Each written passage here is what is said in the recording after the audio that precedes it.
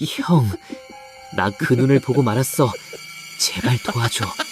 나와 동생은 절대로 이 산에 오지 말라고 엄마가 하신 말씀을 잊어버린 후 후회하며 도망치고 있었다. 그 예언의 꿈은 현실이 되어버렸다. 어머니는 내가 어릴 때부터 예지몽을 꾸곤 하셨다. 그 꿈들은 단순한 꿈이 아니었다. 어머니가 꾼 꿈은 종종 현실이 되었고 그때마다 나는 소름이 끼쳤다. 내가 초등학교 시절 운동부에서 활동하며 경기를 앞두고 있을 때면 어머니는 이미 결과를 알고 계셨다. 이번엔 2등이야 아들. 너무 실망하지 마.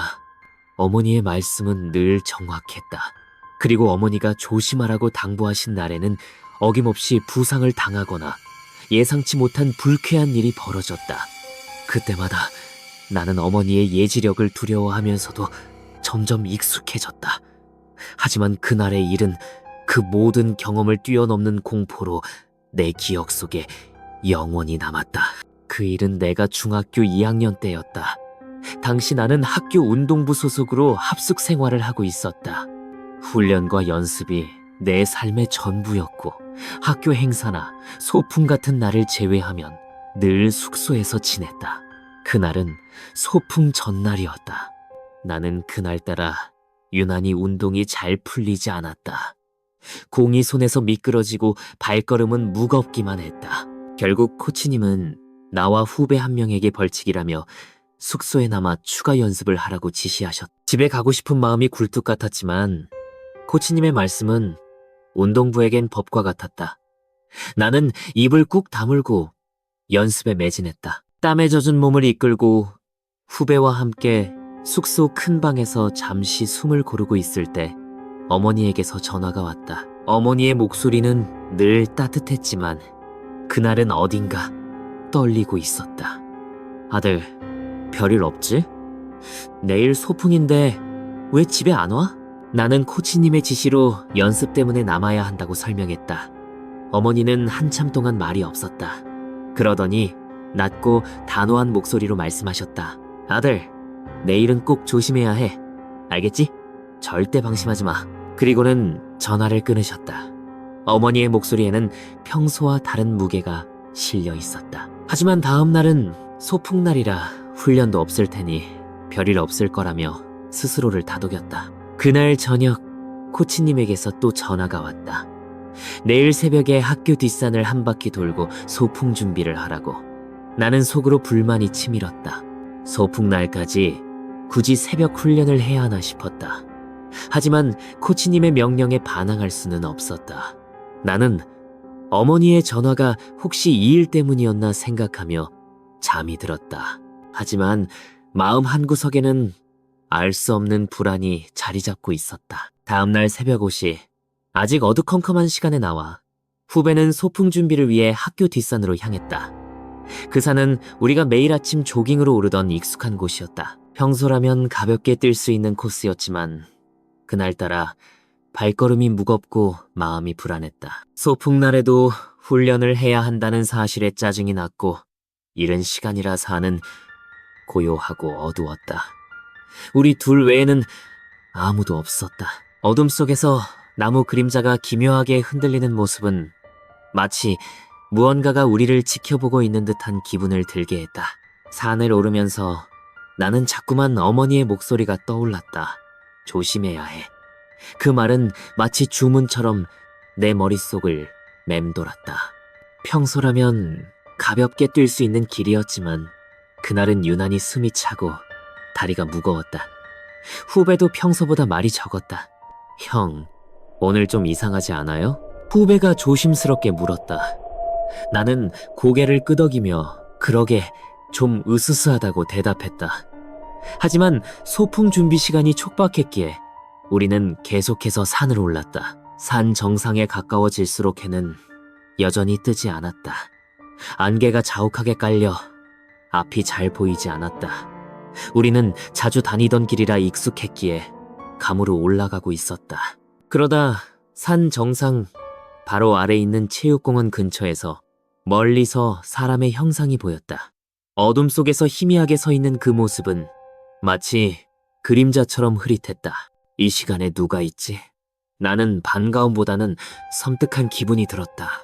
후배도 겁먹은 표정으로 나를 바라보았다. 하지만 소풍 준비를 위해 시간을 지체할 수 없었고 그 공원을 지나지 않으면 정상으로 갈 수 없었. 나는 마음을 다잡고 후배에게 괜찮아 그냥 지나가자고 말했다.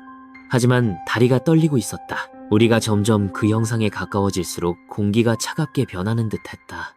바람 한 점 없는 산속에서 귀엽게 울리는 소리가 들렸다. 그리고 마침내 그 형상을 마주한 순간 나와 후배는 동시에 비명을 지르며 뒤로 물러섰다.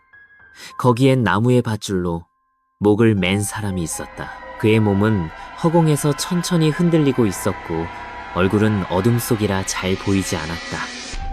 하지만 그 눈빛, 아니, 그 눈구멍이 우리를 뚫어지게 바라보는 듯했다. 우리는 겁에 질려 도망쳤다. 발이 땅에 닿는지도 모를 정도로 뛰었다. 산을 내려오며 계속 뒤를 돌아보았지만 아무도 따라오지 않았다. 아니, 정말 아무도 없었을까? 숨을 헐떡이며 학교로 돌아왔을 때 나는 온몸이 땀으로 젖어 있었다. 후배는 얼굴이 하얗게 질려 말을 잇지 못했다. 그날의 소풍 이후 나는 더 이상 새벽 훈련을 위해 뒷산에 오르지 않았다. 하지만 그날 산 정상에서 본 그 그림자 같은 형상, 허공에서 흔들리던 그 몸뚱이와 나를 뚫어지게 바라보던 눈구멍은 내 머릿속을 떠나지 않았다. 밤이면 꿈속에서 그 장면이 되풀이되었다.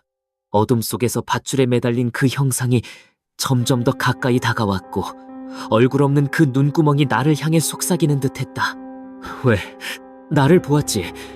나는 비명을 지르며 깨어나곤 했다.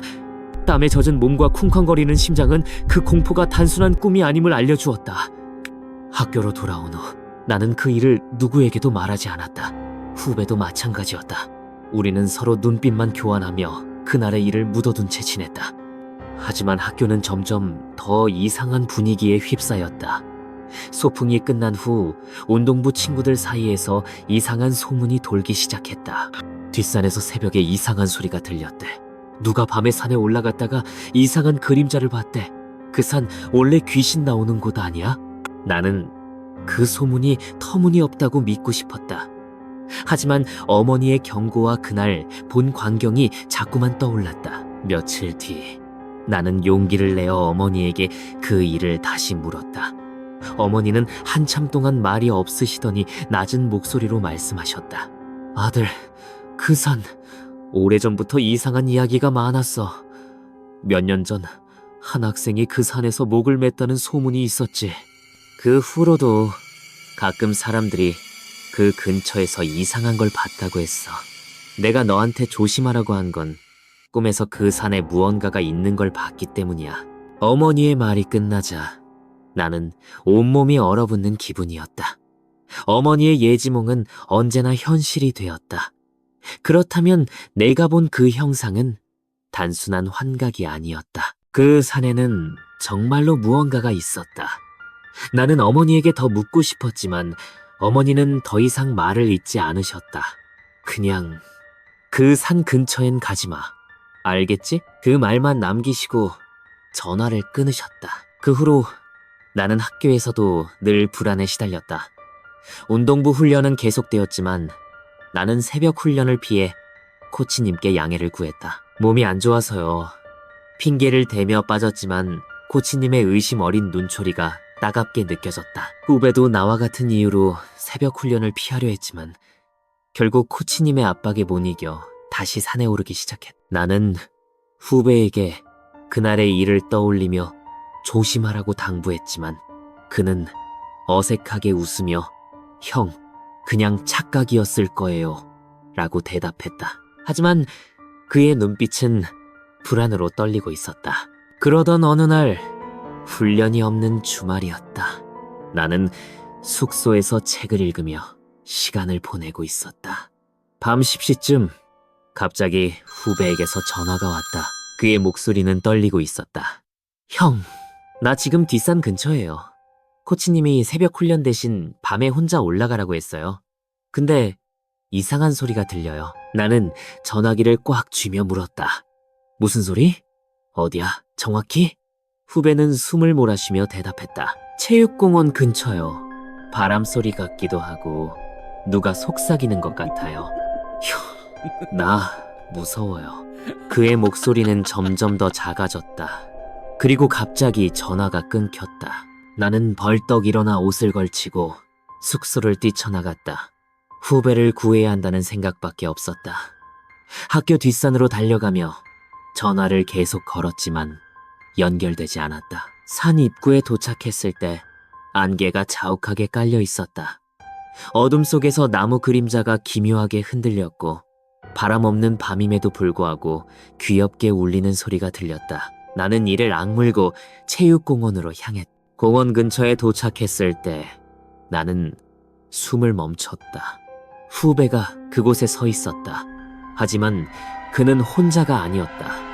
그의 뒤에는 희미한 그림자가 서 있었다. 밧줄에 매달린 그 형상이었다. 얼굴은 보이지 않았지만 그 눈구멍이 나를 향하고 있었다. 후배는 멍한 표정으로 서 있었고 그의 입에서는 낮은 신음소리가 새어나왔다. 형, 저를 구해줘. 나는 비명을 지르며 후배에게 달려갔다. 그의 어깨를 잡고 흔들며 소리쳤다. 정신 차려. 여기서 나가자. 후배는 비틀거리며 나를 따라왔다. 하지만 뒤를 돌아보았을 때 그 형상은 여전히 그곳에 서 있었다. 아니, 점점 더 가까워지고 있었다. 우리는 산을 내려오며 미친 듯이 뛰었다. 숨이 턱까지 차올랐지만 멈출 수 없었다. 학교로 돌아왔을 때 후배는 울음을 터뜨렸다. 형, 저 그거 봤어요. 저를 잡으려 했어요. 다음 날 나는 후배와 함께 그 일을 코치님에게 말했다. 하지만 코치님은 믿지 않는 눈치였다. 너희들 밤에 몰래 산에 올라간 거 아니야? 괜한 소문 만들지 마. 코치님의 말에 나는 분노가 치밀었지만 더 이상 말해봤자 소용없다는 걸 알았다. 대신 나는 마을 도서관으로 향했다. 뒷산에 얽힌 이야기를 알아내고 싶었다. 도서관에서 오래된 신문과 마을 기록을 뒤지던 중 나는 충격적인 사실을 발견했다. 10년 전 그 산에서 한 학생이 목을 맸다는 기사가 있었다. 하지만 그뿐만이 아니었다. 그 이후로도 몇 년에 한 번씩 비슷한 사건이 일어났고 모두 새벽이나 밤에 뒷산 체육공원 근처에서 일어났다고 했다. 마을 사람들은 그 산에 저주받은 영혼이 떠돈다고 믿었다. 어떤 이는 그 영혼이 자신을 본 사람들을 따라다니며 괴롭힌다고 했다.